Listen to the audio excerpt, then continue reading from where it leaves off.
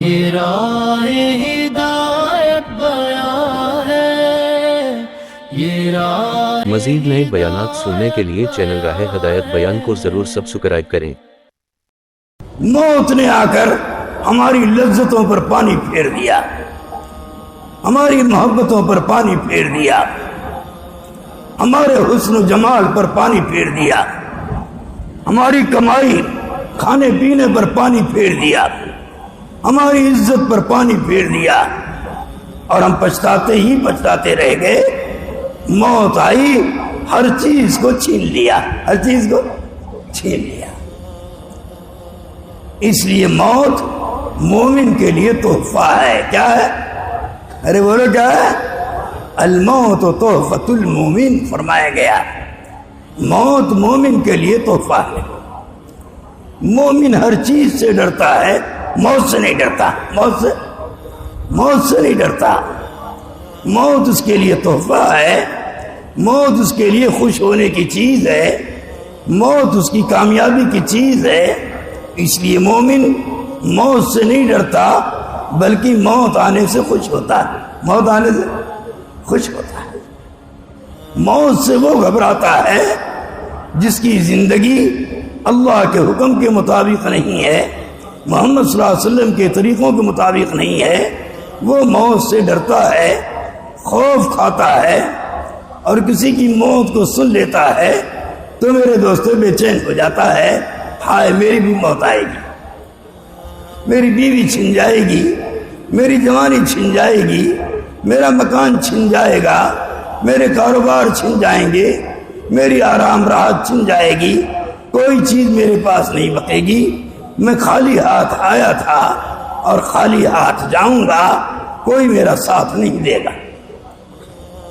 بیوی کہے گی بس تیرا ساتھ میرا ساتھ موت تک کا تھا۔ باپ کہے گا جاؤ بیٹا اب ہمارا کوئی ساتھ نہیں ہے۔ نوکر چاکر کہیں گے جاؤ اب تم اکیلے، ہمارا تمہارا کوئی ساتھ نہیں ہے۔ ہر چیز کا اس کا ساتھ چھوڑ دے گی۔ تنے تنہا آیا تھا، تنے تنہا دنیا سے آخرت کی طرف روانہ ہو جائے گا۔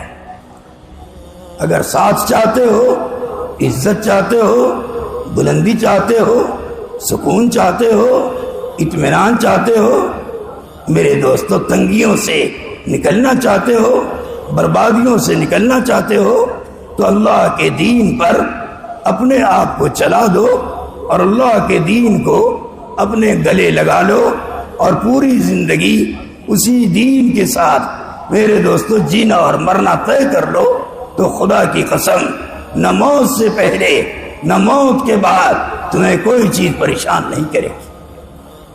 پریشانی کا حل میرے دوستو یہی ہے کہ ہم بلا کسی خوف و خطر کے اللہ کی بات مانتے چلے جائیں، اللہ کے سامنے جھکتے چلے جائیں، اللہ کے حکموں پر چلتے چلے جائیں، چاہے سمجھ میں آئے چاہے نہ آئے، ہمیں اللہ کے حکم پر چلنا ہے، نبی کے طریقے پر چلنا ہے۔ اللہ ہر حال میں چمکائے گا اور عزت و بلندی نصیب فرمائے گا۔ اس لیے مجمع بلایا گیا کہ اس کو دنیا سے زیادہ آخرت کی فکر پیدا ہو جائے، سمجھے، آخرت کی فکر پیدا ہو جائے۔ جناب رسول اللہ صلی اللہ علیہ وسلم نے اپنی امت کو خالی بتلایا نہیں بلکہ دکھایا، سمجھے، سب دکھلا کے گئے اور سب بتلا کے گئے، اور ہر ایک امتی کو اللہ کے احکامات پر چلا کر، اللہ کے انعامات کو بتا کر، اللہ کی رضا خوشنودی کو بتا کر آپ صلی اللہ علیہ وسلم دنیا سے تشریف لے گئے، اور ایک ایک امتی کو بتا دیا مرنے کے بعد کی زندگی اصل زندگی ہے، کامیابی والی زندگی، عزت والی زندگی، خوشگوار زندگی، اطمینان والی زندگی، ہر حال یا ہر حال میں کامیاب کرنے والی زندگی وہ مرنے کے بعد کی زندگی ہے، جس کو اللہ ایمان بھی دے اور ایمان پر خاتمہ بھی دے، ایمان پر خاتمہ بھی دے۔ وہی اصل زندگی. اس لیے میرے دوستو بزرگوں، وہ اعلیٰ زندگی آخرت کی ہماری مقصد حیات بن جائے، اس کے لیے اللہ کے راستے میں نکالا جاتا ہے. حضور اکرم صلی اللہ علیہ وسلم دین بھی لائے اور ساتھ ساتھ پوری امت کے لیے دین کی محنت بھی لائی. پچھلے نبیوں نے دین دیا، دین پر عمل بتلایا، لیکن دین کی محنت کے لیے اپنی امت کو محنت میں نہیں لگایا، اپنی امت کو دعوت دینے میں نہیں لگایا. بس اپنی اپنی امتوں کو دین سمجھا دیا، دین پر عمل سمجھا دیا، نماز روزہ بتلا دیا اور اس کا کرنے کا، عبادت کرنے کا طریقہ بتلا دیا. ہمارے نبی صلی اللہ علیہ وسلم نے پہلے ہی دن سے خالی عبادت نہیں بتایا، خالی دین نہیں بتایا، بلکہ عبادت سے پہلے عبادت کی محنت بیان کیا. سمجھے؟ ایمان سے پہلے ایمان دے کر ایمان کی دعوت میں لگایا. کسی نبی نے دین اور دین کی محنت میں نہیں لگایا. ہمارے آقا محمد صلی اللہ علیہ وسلم نے اپنے ہر امتی کو پہلے ہی دن سے دین بھی دیا اور دین کی محنت بھی عطا فرمائی. اس لیے سب کو دائی بنایا. کیا بنایا؟